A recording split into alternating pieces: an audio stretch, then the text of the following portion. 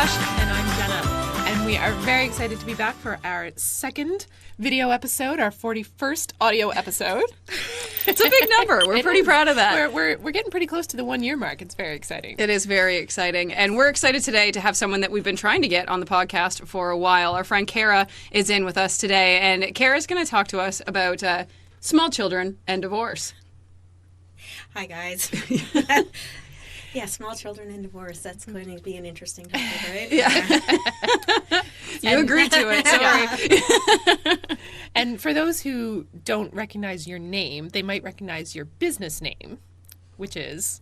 Buttercup Cakes and Cookies, but they probably still won't recognize that because everyone just calls me the Cookie Lady. The Cookie Lady. Yeah. Yes, because she does make the best cookies. Yeah, absolutely. So unfortunately, you did recently go through, I'm going to just say it, a nasty divorce. Yeah, very nasty. Yeah. But you have a 5-year-old child at home. She just turned 6 last week. My apologies. That's all right. Sorry. I knew that too, which is bad. But anyway, so we want to know, how did you two get through it, and how did you help her get through it? I learned how to accept help. And it is something I have never asked for. I have never accepted when offered. And I quickly realized this isn't going to work. I need help. So when literally strangers from the community would knock on my door and say, "You have a wood furnace, don't you? Do you have wood yet? Let me throw it in." Holy. Awesome. I saw a piece of your siding glue off in that windstorm. Can I fix that for you? Okay. Yeah. Don't know who you are, but I really appreciate it. And it went from that to things like, why don't you go have a day, just go walk out, do something, take a breath, and we'll hang out with, my daughter's name's Emmy, we'll take her to like hop, skip, jump or something. Or if, you want to lay down on the floor and sob for a few hours, go for it. We'll take her out of the house so you can do that. Because I really tried to keep her away from that. Well, that was my next question is, how much do you let her see, right? She is very emotionally intelligent. So, and we're all about talking about our feelings and being in touch with our feelings. And as soon as everything started to go amok, she was at a therapist. So that therapist taught her how to speak about her feelings as well. And I'm very much about, don't ever hide anything from me when it comes to feelings. I'm not going to be mad about that. It's how you feel. I can't change that. I can help you work through it. And, we'd have things like, I'm sad because I miss Daddy, but I don't want to tell you. It's okay. You can miss Daddy. I miss Daddy too. Our life has changed and I miss that life. But now we have a new life and we have to move on. She's really good at reading me too. So, when I'd have those days, the hold it together, hold it together, hold it together. She'd be like, "What's going on? What's the matter with you?" I see something. And I'd just say, I'm just having a bad day. You have bad days too. And, we'd sit and we'd talk. I mean, she didn't see the bad days. Yeah. I made sure she was removed from the house for those. But for the most part, she saw it all. I mean, we were there together. We're teammates, so we had to work through it together. What was your process for telling her that the family dynamic was changing? Okay, I'm a crier, I warned you. So, get the Kleenex. My situation is probably a little bit different than most people, whereas the timing wasn't the most fantastic. It was very unexpected to begin with. So we didn't see this coming, or at least I didn't see it coming. And it happened the day before Christmas Eve.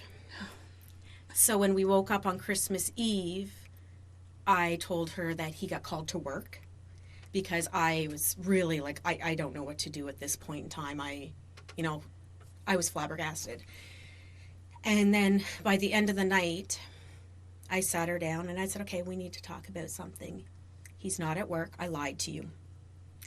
And I'm very much about, we're not going to lie. Mm-hmm. I did lie to you because I wasn't sure about what was happening. And he has made the decision not to be part of our family anymore. And, out came the questions of, well, you didn't do anything. This is his choice. It's, for a 5-year-old, she took on a lot of responsibility. So my big goal was to make sure she realized this is an adult thing. Like, don't worry about you being responsible. It's never you. You are amazing. So, yeah, just given the timing, I couldn't say he went to work earlier, for so many days. She knew. Right. So I had to rip off the bandage very quickly for her. I've been quite honest to her. I mean, I changed words a little bit, here and there. Near the end of the divorce, when we found out, this is the way our lives are going to be now, and Dad has chosen not to be part of her life, I didn't want her to know that. I didn't want her to think it was her to blame. I didn't want her to think, I spent enough money in therapy as it is. So, so the way I explained that part to her was, Daddy and I aren't getting along. And, Mommy goes to her lawyer because her lawyer helps her figure things out. Well, Daddy has a lawyer, too, who helps him figure things out. And our lawyers get together.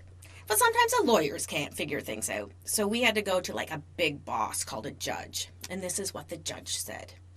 And when the judge makes rules, we have to follow them. And the judge has decided that maybe for a while, until things change, we're not going to have Daddy as part of our life. So as opposed to Daddy not having us, we're not going to have him. Mm-hmm. And the judge thinks it's healthier that way because our feelings are being hurt. And we need to figure out our life without him and our life in a healthy way. And healthy doesn't just mean bumps and bruises and being sick. It means our heart and our mind and our soul.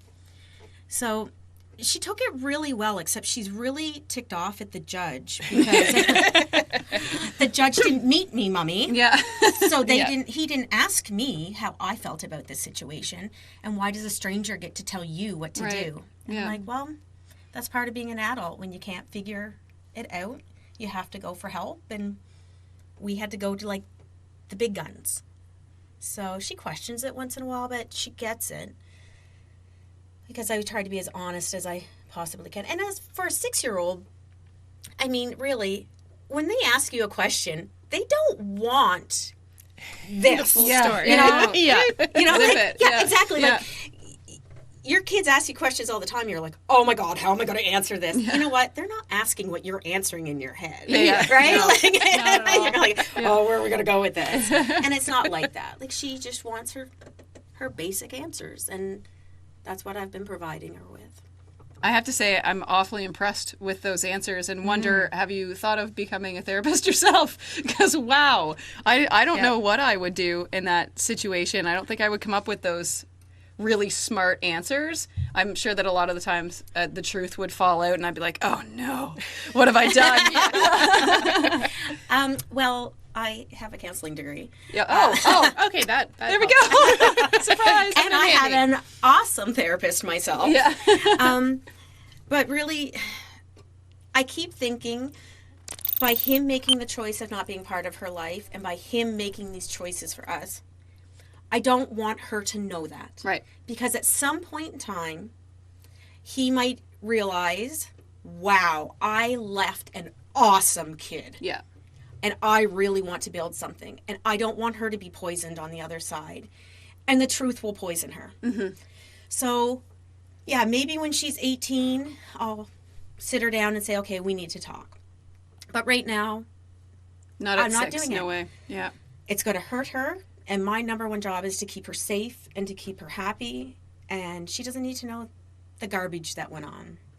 So right now, I'm padding it. When she gets older, I'll give her the real truth. Yeah, the 1-2 punch, yeah.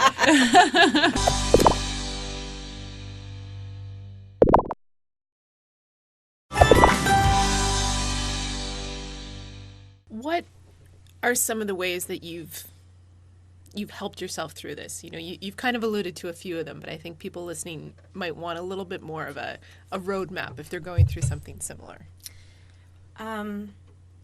Like I said, asking for help, which posting on Facebook, like, oh my God, the fence just blew down in the storm and my dog is wandering out on the street. Like, random people would show up, and it was awesome.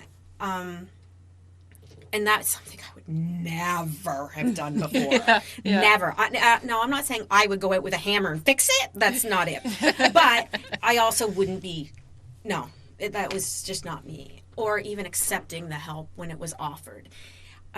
My close friends have very quickly adopted this mentality of, we are going to do this and you're going to shut your mouth about it. And I've accepted that because they know that that's what I need.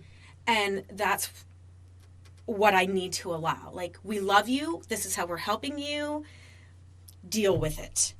And it's kind of nice because then I don't have to stick that pride up there and pretend that I don't need help. I don't have to pretend like, oh my God, I'm doing great and blah, blah. Which is also another thing is, if you ask me how I am, I'm going to tell you. So don't ask me if you don't want to know. Like, some days I'm good. Yeah. I'm living the dream. What can I say? And other days I'm like, this really sucks. If you really want to know why, I can tell you why as well. But, I'm not going to lie. I'm not going to sugarcoat it. If you're asking me, I'm going to tell you. I've always been a tell it like it is kind of person, but now even more so. It's like, this isn't working for me. We're not doing this anymore. Done. Like, I have no problem taking things out of my life now that just are not needed, whether it's actual things, whether it's people, which is another thing that was very hard to deal with through this, is realizing I don't have a tribe. I don't believe in that word, but I have developed friends that I didn't even know I really had, or friendships have become so important to me that, they were just highs, and now they're like, oh my God, they're amazing friends. Yeah.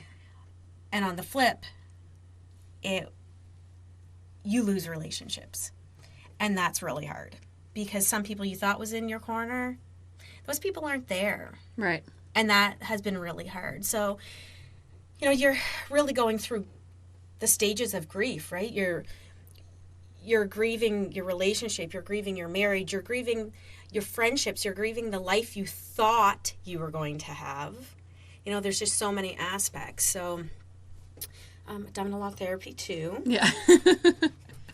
My therapist keeps saying, you need to do something for you. I'm like, don't you realize I am? Like, that's why I'm here. If I have to choose between massage and you, it's you. And that's saying a lot. Yeah. Like, I mean, come on. So just, I guess, putting myself out there, just saying I'm human has really made a difference in how I get through this, which is a big step for me because I'm stubborn and oh no, I've got this. And and I keep thinking, well, I've been single before. I was over 30 when I got married. So, I've been an adult before. But I haven't been a single mom.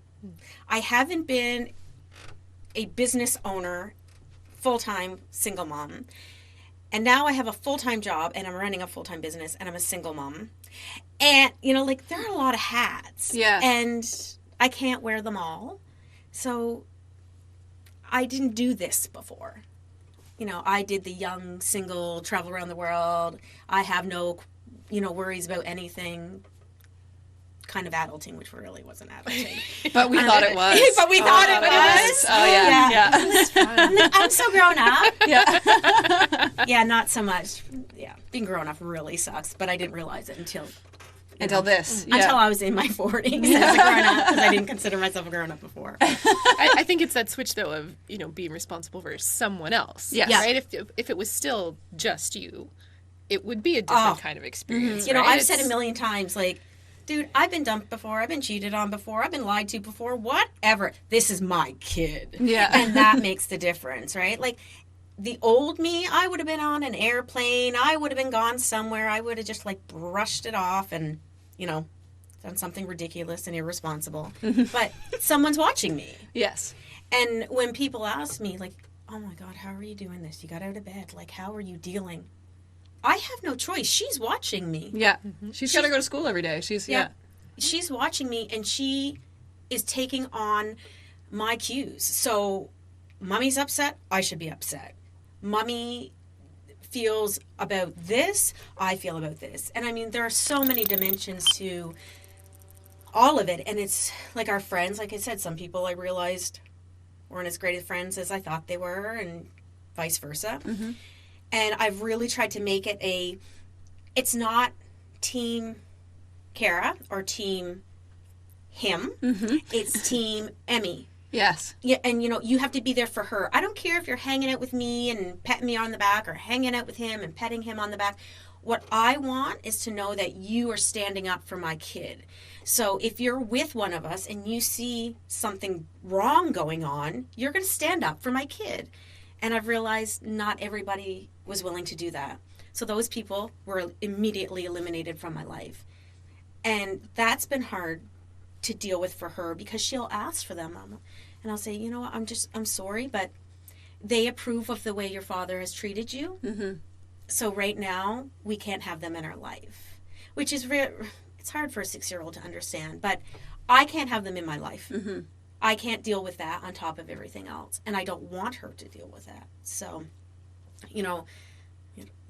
my friends make fun of saying, who's on the chopping block now? And I'm like, look, like, it's got to happen. It's got to happen. Yeah. I just can't do it all. So I eliminate. You're like Mary Kondoing your life. Yeah. I don't need this. It brings me no joy. I don't need this. Yeah. You don't bring me joy. Yeah. Oh my God. And it started from the get-go. Like, I mean, it was so hard in so many ways. But when this all began, we had 2 dogs, we had a cat, and we had this like one-eyed, toothless rabbit from the SPCA that we were fostering. So we were fostering back to health. And I'm like, holy crap, like, look at my life. Yeah.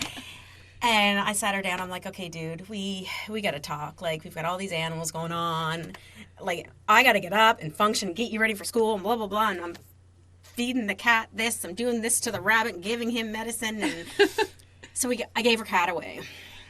And it was very heartbreaking for her. But I was like, something's got to give. Yeah. And the cat doesn't get a lot of attention. It was not the one-eyed rabbit.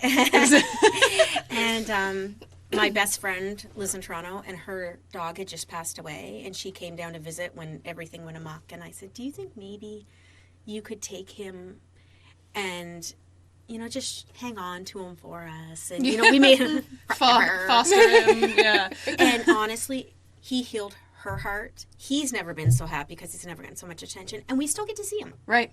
We get to FaceTime him and stuff like that. But, like, I really started weeding things out. And the one-eyed bunny was en route to the SPCA, and he passed away. Oh. Yeah, awesome. It just... I don't know why we keep talking about dead pets on this show. It's like Pet Cemetery up in here. But that's sad. I'm sorry. I shouldn't laugh about the loss of your one-eyed rabbit. But well, it wasn't my rabbit, but yeah. Good point. Good point. Yes. But either way, rest in peace. Dear one-eyed, toothless rabbit. Did it have a name? Dean. Dean. Yeah. Cool. Of course. Yeah. What better name for a rabbit? Yeah. Dean. And off the rails the show goes, as per usual. Yeah. Okay, so I want to know, have you seen a change in Emmy? And, like, is it something that you're concerned about, or do you think that everything's going good there? I analyze everything my child does. Yes. Like, everything. Yeah. Most parents do, though. Don't feel alone. But I think one with a counseling degree probably does it to a different That's a standard very good than point. some of us do. I'm also a teacher. I was a teacher for 18 years. So, like, everything that comes home, I'm like, oh, why are you writing about this? Are you concerned about this? Why did you use this color in your picture? And, like, everything. And she's just like, it was the only crayon on the table. Exactly, right? So, I'm always asking your teacher, parent-teacher interviews. I'm like, I don't care about the report card. Socially, emotionally, what do we got going on here? Is my kid being a jerk? Is she, And he's always like, okay, she's fine. Okay, but I need to, know what everyone is seeing. Yes. She's always been very mature, and she's an only child, which makes her, have to be a little bit mature. Yeah. But sometimes I feel like she's the adult.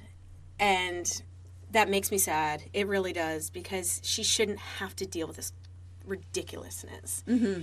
And as much as I've tried to hide it from her, I have to let her know what's going on, because she's too clever to know that I'm lying, right? Yeah. So, and I think we've had enough lies going on that I have to be someone she can trust. So there's been a lot of changes going on in that she grew up quickly. She becomes a lot more tactile when men are around.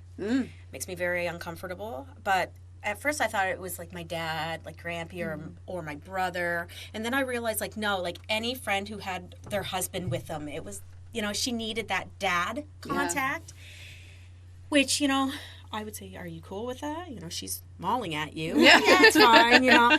And then it became, okay, so I'm watching this. I need you to watch this. You know, okay, family, alert, alert. Like, at what point in time do we stop trying to please men? Because you're 6 and it's your Grampy and you're hanging out.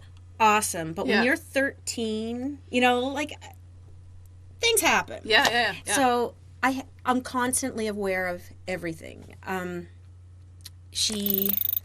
The first about 9 months, there were anxiety attacks. And it was waking up in the middle of the night, screaming at the top of her lungs, her hyperventilating, it was horrible. Mm-hmm. And she's such a laid-back kid that it was just so different. I just didn't know how to deal.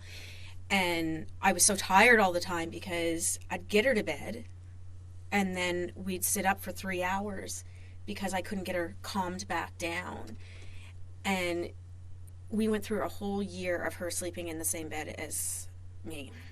And I just couldn't get her out. She had to have someone with her. And if I was in another room, it was constantly, Mommy, Mommy, right. Mommy. She was always scared of me not coming back. And the last time she saw her dad, he said, I'll see you soon, and he walked out. And that was that. So I know that she thinks, you know, somebody else, because that's the one person she trusted most, right? Yeah. So she's got some big time trust issues. She's got some anxiety going on. She has some frustration. I see that comes out, but it only comes out at me, which it sucks, but I'm happy that I'm the only one receiving that. She's definitely has changed. She's lost some innocence, which makes me angry and sad, but, you know, so have I. Right, exactly. And I think with a mom like you, she's going to do big things. So, you know, maybe she goes on to counsel, or maybe whatever it may be. I don't think you have anything to worry about. Right now it's astronaut veterinarian. Oh, of course. Yeah, good combination. Really? Well, you know, with the one-eyed rabbit. Of course. It just makes sense. Yes. Yeah. Perfect. Okay, well, I think that's all for today's episode of Pickle Planet podcast. A little bit of a heavy one. That was a heavy one, but needed to be talked about for sure. I'm hoping that it feels good to get a little bit of that off your chest. I can save for a the couple public. $100 this week. I'll go to my therapist. It's awesome. Yeah. Well, we can do it all again another time. I'm sure when people listen to this one and they watch this episode, they're going to have a lot of follow-up comments and questions about, well, I wonder if this would have worked for me, or with, you know, I think there's a lot of good for a lot of people that's going to come out of you sharing this with us today. Which I so hope, because honestly, the people who helped me get through it are people who went through it. You know, because you can always say, well, if that happened to me. Well, if it hasn't happened to you, you don't know. Right. Because I always said, if this happens to me, you best watch out, and here I come. Yeah. That's not what happened. Yeah. Yeah. So exactly. And there might be people watching too that are in a situation that they want to get out of. Exactly. Need to know how to do it. So I think you've just helped a whole heck of a lot of people. Here's hoping. Yeah, and when in doubt, buy your cookies, because they'll help you in many other ways. Yes, they will. Yes, especially the adulting ones. I have them. Oh, yeah. My daughter keeps saying, can I have... No, those are adult cookies. Not because there's anything special in them, but because they have adult sayings on them. That is my safety net. Perfect. All right, well...